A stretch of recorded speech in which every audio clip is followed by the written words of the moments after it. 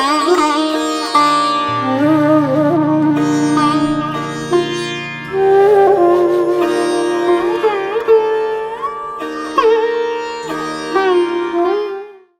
बात और, प्रकृति और पुरुष के संबंधों का चित्रण कैसे हो?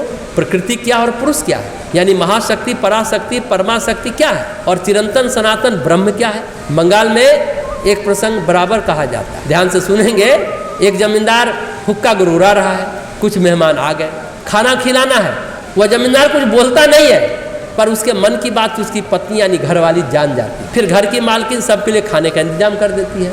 ध्यान देने की बात है कि जमींदार ने तो कुछ कहा ही नहीं, लेकिन खाना पीना सब आ गया सामने में। खाना पीना सब आ गया।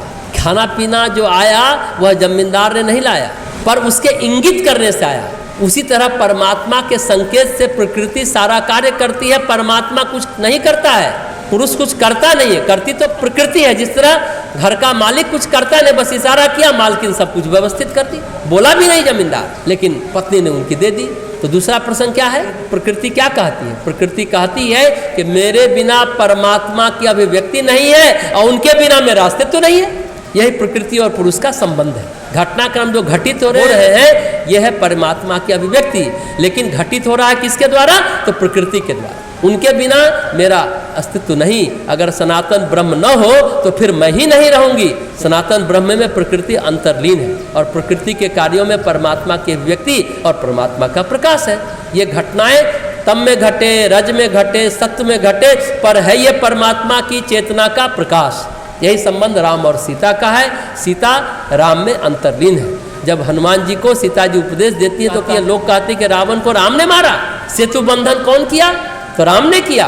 अरे राम तो कुछ करते ही नहीं है, सारा काम मेरा किया हुआ है। अज्ञानी लोग मेरे किए हुए कार्य को राम का कार्य समझते हैं। राम तो चिरंतन सनातन ब्रह्म है, वे तो ब्रह्म है, वे तो निर्विशेष है, निर्लिप्त है, निर्विकार है, निराकार है। वे कैसे करने लगेंगे? सारा कार्य मेरा किया हुआ है। और यही बात अध्यात्म रामायण में भगवान राम जब हनुमान जी को तत्व उपदेश देते हैं तो कहते हैं ये जो कुछ दिखता है वो सब सीता ही है, मैं तो दिखता ही नहीं हूँ, मैं तो कुछ हूँ ही नहीं। तो पुरुष जो है वह शून्य है, जो आधार है वह जो चरित्र है, जो रचना है, जो कथा है वह प्रकृति की। इस रूप में राम शून्य है, पर ब्रह्म है, परमात्मा है। महर्षि वाल्मीकि तो कहते हैं कि राम का चरित्र वो तो मैं बखान कर ही नहीं सकता, क्योंकि वो अवांग मानस गोचर है।